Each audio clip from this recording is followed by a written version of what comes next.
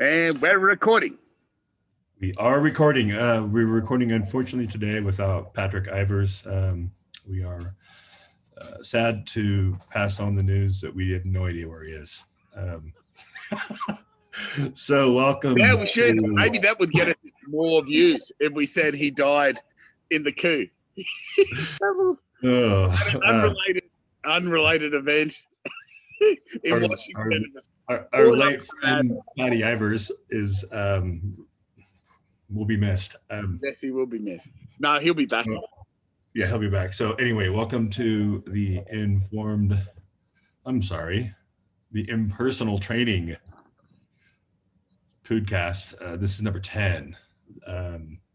So we got away with 9 of them last year, which was pretty turbulent, clearly. And remember, we got into this because Paddy and Will and I have been wanting to do this for a long time, and the whole pandemic situation just catalyzed it. So we are going to discuss what we did last year, and then we'll talk a bit about what we did horribly wrong, what we did sensationally wrong. Yeah, what we did somewhat wrong, what we did just a little bit wrong, and then the few things we did right. So anyway, I'm Dan, that's Will. Let Will say some things. Well, what do we do? Where do we start? So I did a little review for us. Our Poodcast 1 was on the 6th of July, 2020. So we did an intro, an intro of who we are, what we've done, sort of thing. And then our second one was about the IP template. And I don't want to get into what we did wrong too soon,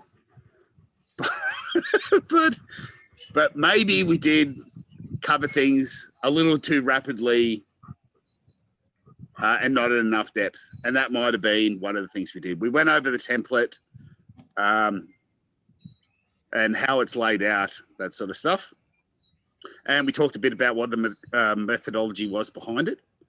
And then in the third one, we talked about all the things we hate, which would have been mostly about ourselves.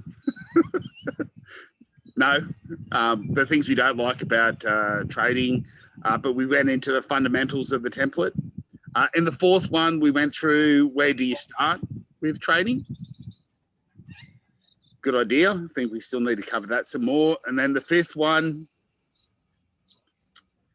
I think is the one that Dan felt that we went off the rails. So that was one, if you cast your mind back, that we talked about modern coaching, the differences between athletes of the past and athletes of the present. We talked about training for fighting, genetic makeup. We talked a little bit about anabolics as well.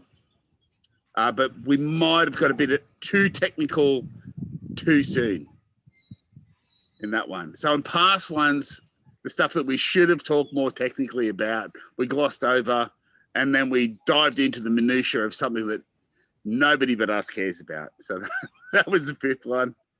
The sixth one was when we looked at did a review of my testing results, and we laughed and we laughed. We laughed and we laughed. We had a merry time, did we not? Yeah. And we cried.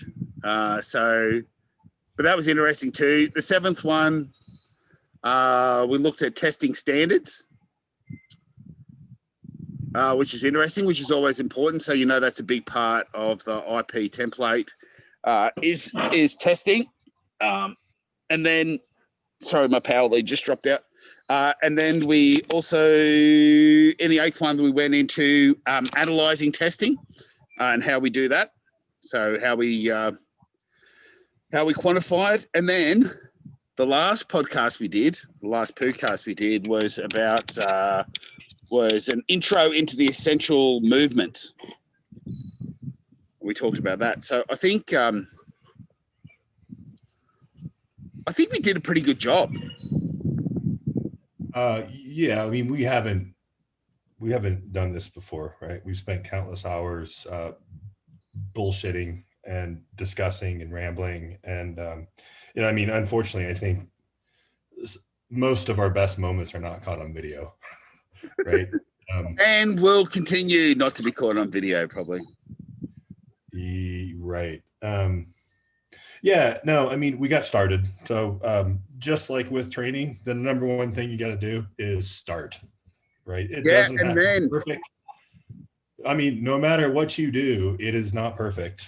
And no matter what you do, it could be better, but it's good enough to get results. So we got to get started. We got started. Yeah, that's the best thing we did last year, right? Unfortunately, I tend to focus on all the things that we didn't do properly. And like Will mentioned, we glossed over some things really rapidly, right? I mean, we could arguably take that IP template and put it up and talk about part of it for 5 minutes or longer every time we podcast, for months. So we glossed over some things. Again, this happens where I think we assume that people have a baseline understanding of what we're talking about, and that's not always the case. So, and if people find us boring and we're going too slow, then we're not for them anyway. So that's fine. Some of the things we need to do better, though. I think we need to do like more screen sharing and showing, showing the template, showing what a program looks like. What can be changed, what can be substituted, what can't. I have some new models that I can show you. Yes, CGI. Yes, this is high-tech stuff. Actually, I think if I had a really nice little, like a new modern toy that articulates in all the way, right, this would be excellent, right? Well, if we wanted to get our numbers up, we should have some Barbie-looking model, because that's how it works on Instagram. So if the model was hotter, we'd get more views. Well, they couldn't be less hot than we are, so we've got that. So we need a hot Barbie, and then we'll be cooking with gas. I think another thing we need to do is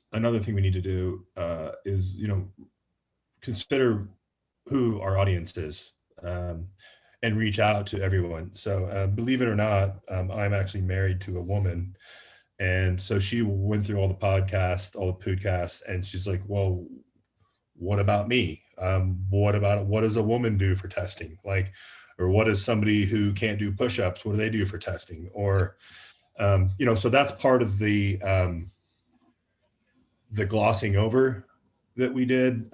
In our defense, we don't train women differently than we train men, because we're all just people. There are some things you have to be aware of from an injury perspective and things like that, just general strength characteristics and whatnot. But what else can and should we do better? Well, I think one of the things that we need to do better, that we started off well, is just to be consistent. So I think this new model of whether it's one of us or two of us or three of us, that we do something. I don't know whether we decide to do it every week or we decide to do it every month, but find a rhythm, because we got into quite a good rhythm where we banked a few and we were sort of dripping them out. So we can work on that. But I think having reflected on sort of and watching some of the podcasts over again and reflecting on what we did last year, I think the good thing is that we can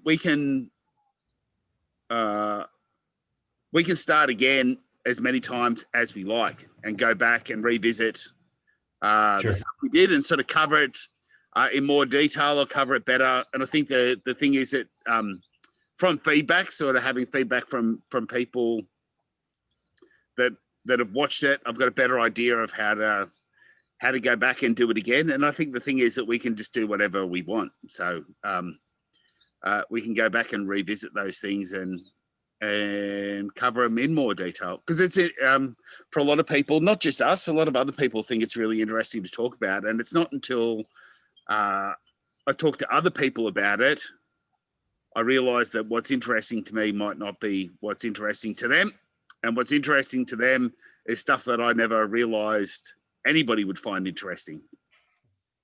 So but that's what we need to cover. I think your wonderful partner's example is a good one. My partner's made a similar comment about, where do I start? If I haven't been doing anything, what do I start with? And I think that's what puts a lot of people off, because some people luck into it and they find the right starting point for them, and they get into it and build up some momentum. But other people start, what's that? They start in the wrong, they start in the wrong area, and they hit a brick wall early on, and then they don't get through it or don't get over it. So I think there's some of the things that we can help. Yeah, agreed. So far we've only, since we've been doing the podcast, we've only actually helped Gus with his programming, right? Yep. And so he's our one lab rat, and he's loving it. He's doing great. He's feeling better. He's looking better, moving better. And I think we need to do more of that, right? Just show, to illustrate. Plus, that's to me, that's the fun part, is taking somebody who's all broken or doesn't know what they're doing or whatever it is, and helping them. So I want to get into more of that, where we actually bring somebody in. We have one of our dear friends is going to have, he has a separated AC joint in the shoulder. Michael Sullivan will be having surgery on that. So we'll get him on, maybe before, and then periodically after, to see how he's doing and what he's doing. There's all kinds of videos on YouTube about, people through post-op and what they did right, what they did wrong. And I recently had a surgery, so I want to do more of that. And then we need to have we need to drop some names and get some of our friends in the industry, get them on for a few minutes here and there. Yeah. And the thing is, I think it's all,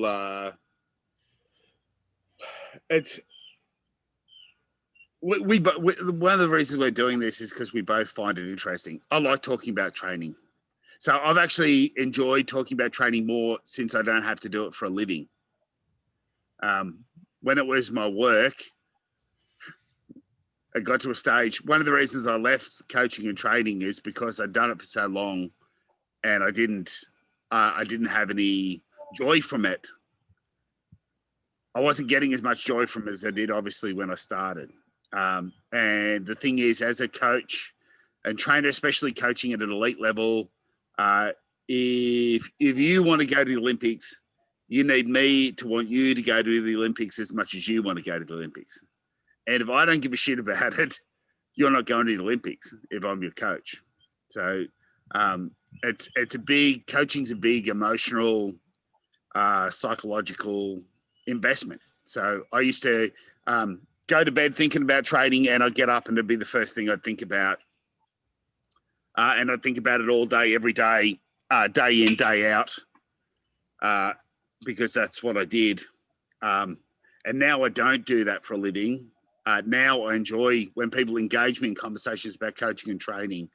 I actually enjoy it a lot more because I don't have to rely on it to look after my family or put a roof over my head. So yeah, I mean, making it, putting it back into, I mean, you've never really done it, but you finally have now been able to put it into more of a hobby category.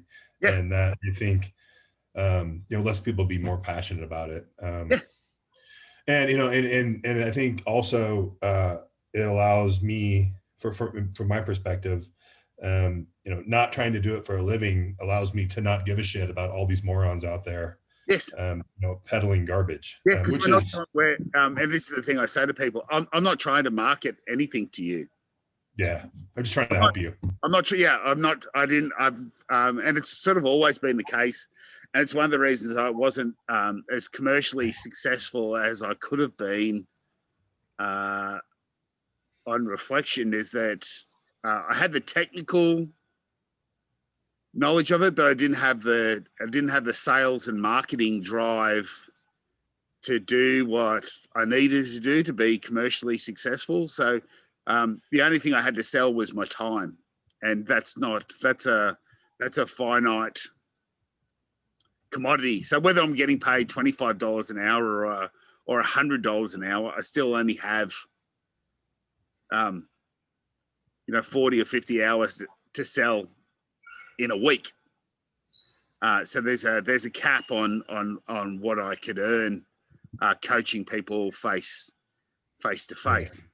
And that's not, there's people making, there's people involved in the industry who are turning over $10,000 a week in merchandise, without worried about face-to-face coaching or it's so books or whatever. It's all about salesmanship and marketing, and when you come at it from a good place, well-intentioned, with a long-term outlook, and you're like, look, I'm going to get you fit over years, and you're going to be fit for life, and I'm going to teach you how to train. Unfortunately, that doesn't sell. Yes. People want to be ripped in 30 days, or shredded in 60 days, or whatever the bullshit is, and none of it works, and it gets all the money.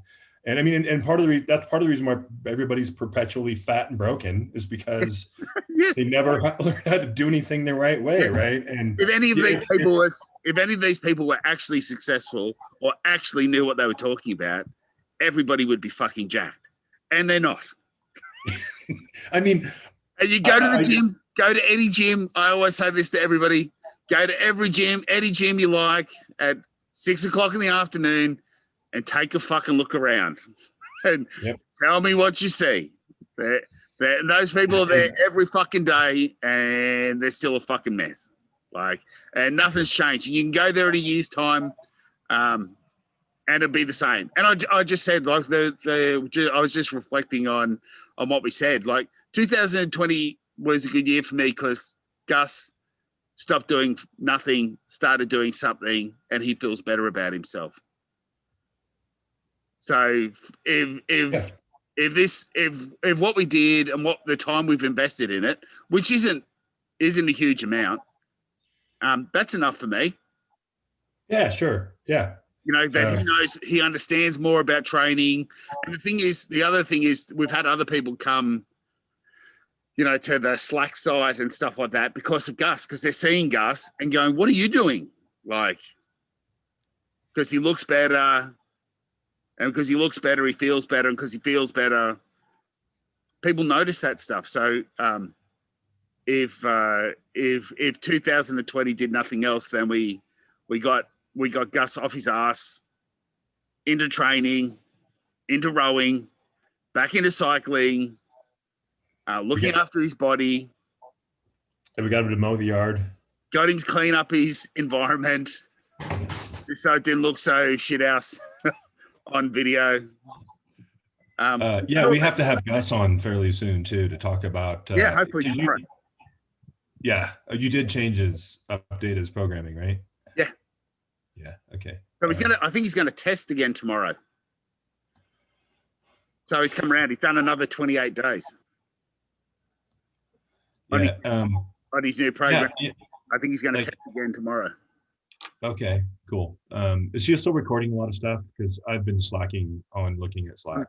Yeah, so it's basically the only people recording on Slack on our side are me, Lama,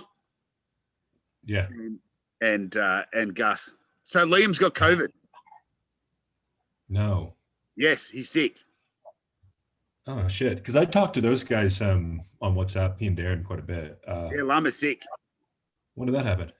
Last few days. Cough, fever. Okay. Yeah. I'll contact him. That's no bueno, dude. Hang in there. Yeah. So he's got the COVIDs. Does he have the new COVIDs? He's got a dose of the Rona. Yes. So being UK based, being in Ireland, I'm sure he's got the new Rona.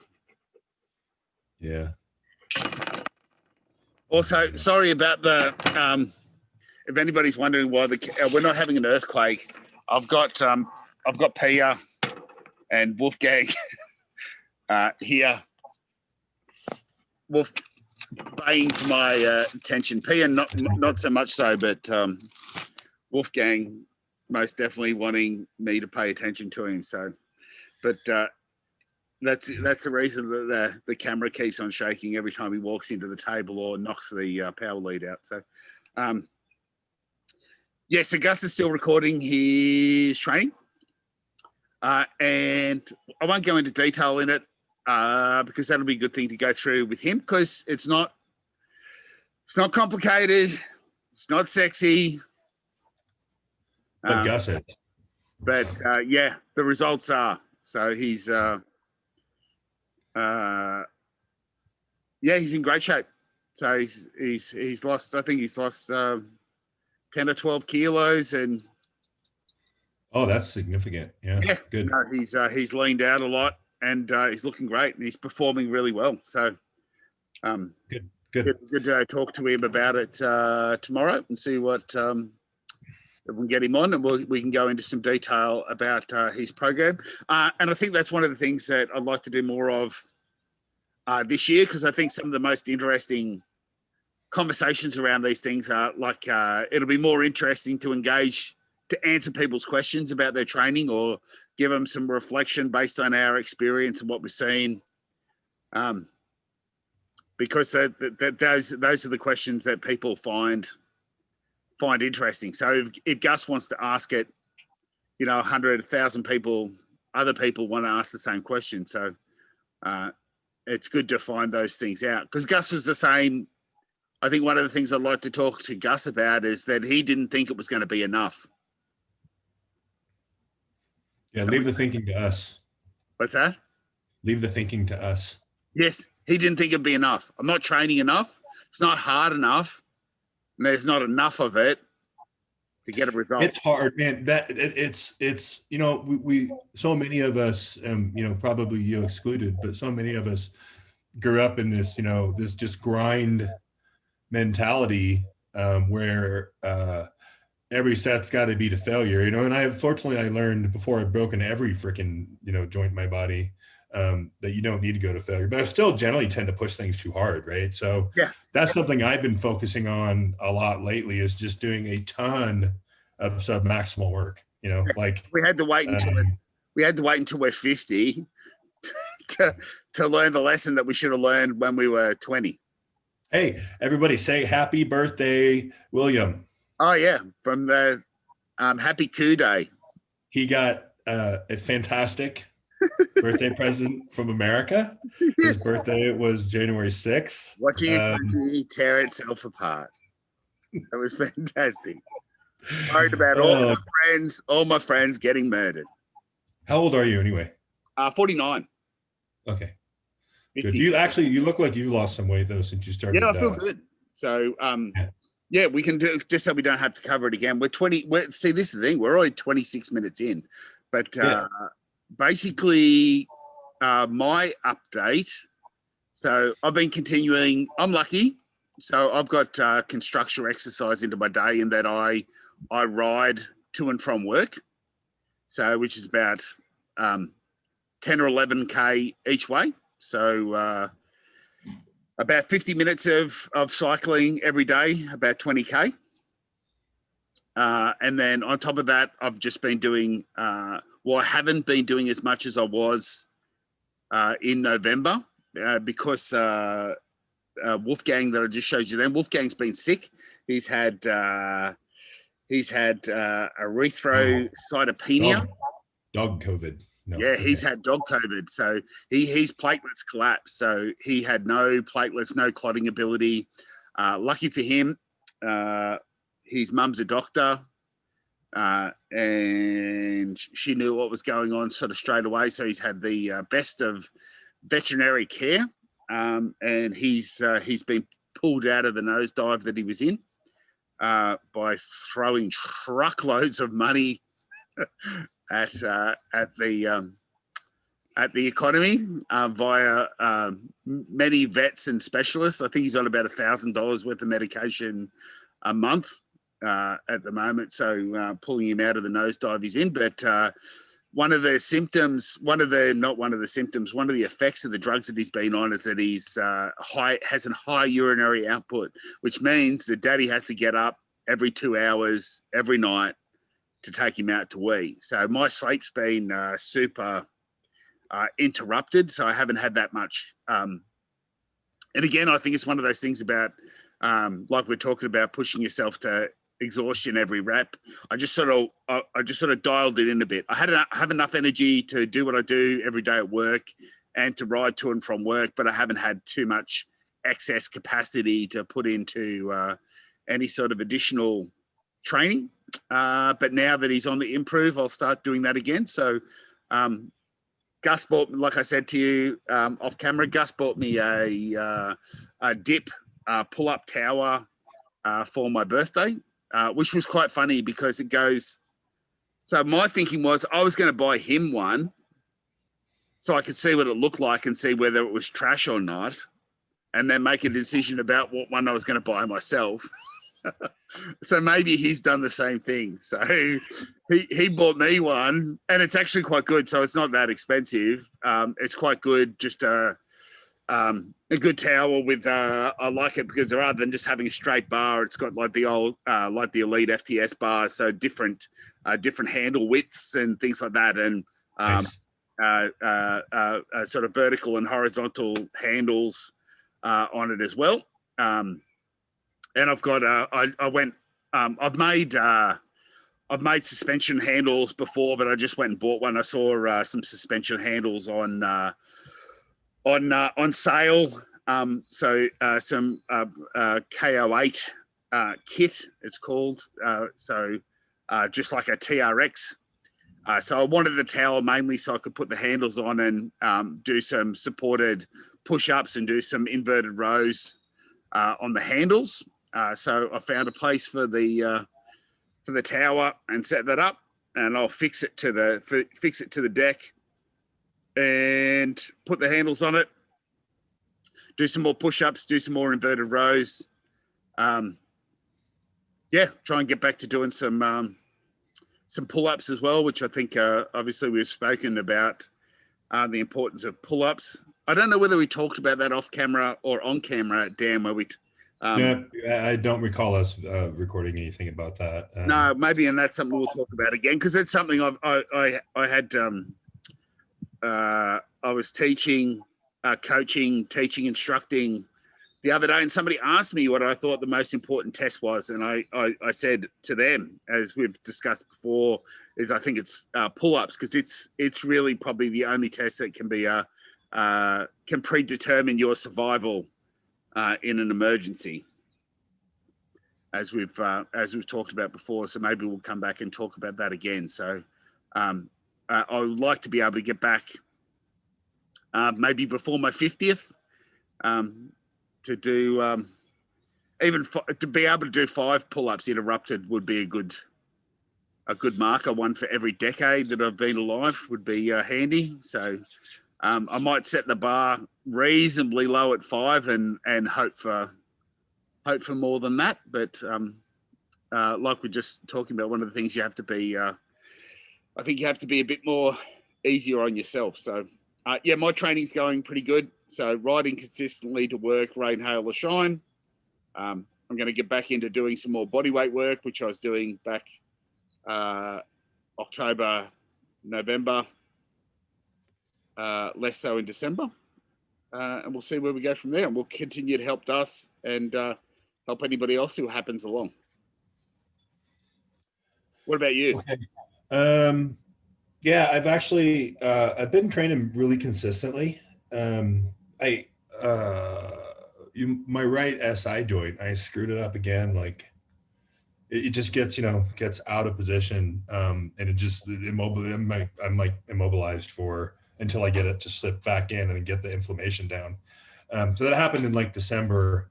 So I think I actually took a full 12 days or 2 weeks off, which is you know, when it's COVID time and you're working from home and you can't train and there's beer in the house, that's just not good. I think at one point I drank like 2.5 liters of Irish cream liquor in a matter of like 4 days. So I will say to anybody who says they can't gain weight, just put Irish cream liqueur in everything. You will be gaining weight. I guarantee you'll be gaining weight. So anyway, but what I've switched to is, so I still do all my band work and my squats and my rotations, all my mobility work to get started. And then I do a 15-minute block of push-ups, inverted rows, and a lunge variation. Yep. That's actually just 3 sets of each. It's 15 sets of 3 sets of 15 push-ups, 3 sets of 10 inverted rows, and then 3 sets of 30 lunges. And then I switch. So day 1 is a low incline alternating dumbbell bench, an RDL, and a band pull down. And we've got to start talking about some of these goodies that we use too, because some of them are remarkably cheap and they're really awesome. Oh yeah, I think we need to do a bit of a review. Yeah. I mean, that's the thing. So the setup I've got at home, like Gus, the reason the pull-up bar came about is that I said to Gus that he needs a pull-up bar. So that's his next thing that he needs to do. And the tower I think he bought me was about $150 or something like that. So that's not bad. It's 3 cases of beer. So maybe don't drink 3 cases of beer and buy a pull-up tower instead. Thankfully for me, having got it as a present, I can do both. I'll have the tower and I can also drink the beer. But okay, so that's day 1. Day 2 is the same warm-up, the same 3 sets of push-ups, inverted rows, and lunges. And then I'm doing overhead press, which is sometimes more military, sometimes more of a push press. Yep. And then I do hip thrust and some sort of like usually a kettlebell row, some sort of row. Sometimes a band row.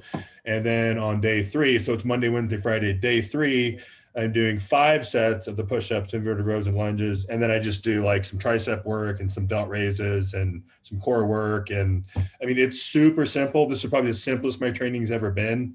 If you look back at, versus 2 or 3 months ago, it's all the same movements, just put them in a jar and then took them out in a different order and put them back together. I mean, it's the same shit, different day. But again, it's a lot. So I'm getting in like, what is that? 11, 12 sets of push-ups and inverted rows and lunges every week. I really need the lunges for my hips to keep them properly moving. I mean, so I'm taking a little bit easy on the loading. I'm not doing any pull-ups right now because I'm really like hyper paranoid about my right bicep after what happened to my left one. So just monitoring it. And so 3 days a week, I need to do some cardio because, I don't know if it's the 2.5 liters of Irish cream liqueur or if it's just, my body type, but I have a hard time losing fat unless I do cardiovascular work. And my gym sessions are, I'm sweating my ass off. My heart rate's high. It's metabolic work for sure, but it's just not enough. I need to do steady state work. So anyway, is that enough for today? Yeah, well, I think we covered what we've done in 220. We've given them an update of what you and I are doing. We've given them a bit of a tease about Gus and his performance. We've completely just glossed over Paddy's disappearance. What else did we talk about? You've introduced your models, which I'm looking forward to. So we can show people the difference between a hip hinge and a squat. So we can go over that in detail. I think this is a pretty good intro to 2021. Yeah. Happy New Year. Yeah, a bit of a recap. And see, this is the thing. We're on a different timeline.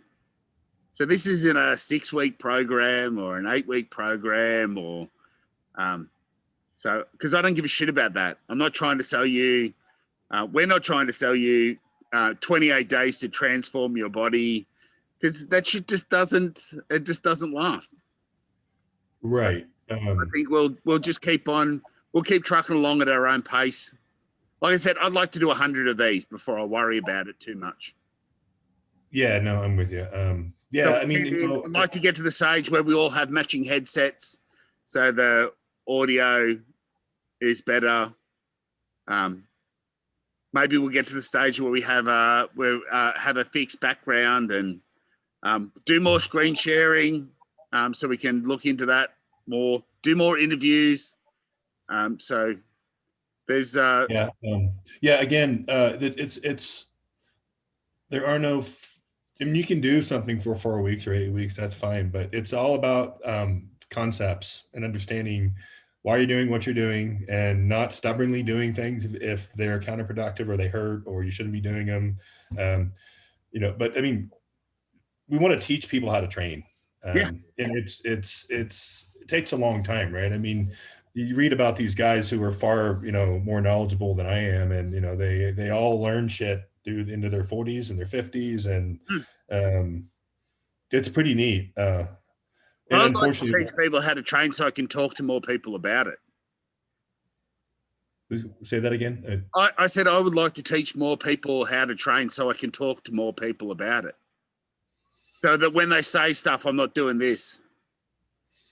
Just like looking down, disappointed, shaking my head, that kind of stuff. I'd like to feel good. Feel good about people that I'm talking to, not disappointed and upset with them. So I would like to, and I mean, that's what we can do with Gus. Gus has got to the stage where I've stopped saying, shut up. Don't say that. You're an idiot.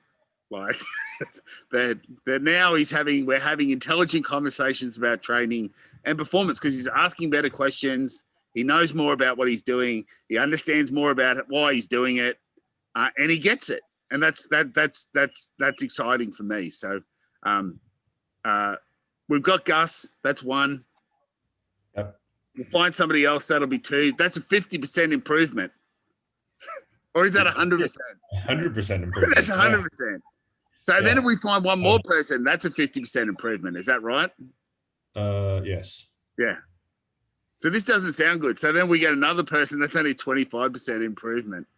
That would be a 30% improvement. Maybe we'll just stick with Gus. We'll just get one more, because that'll be 100%, and then we'll stop. We'll get rid of Gus and get somebody else. We'll get somebody else, and then each time we add one more person, it'll be 100%. We're always going 100%. It's like the Charles Poliquin formula for gains, right? Yes. Like we're always getting 100% better, because it doesn't matter what we're doing.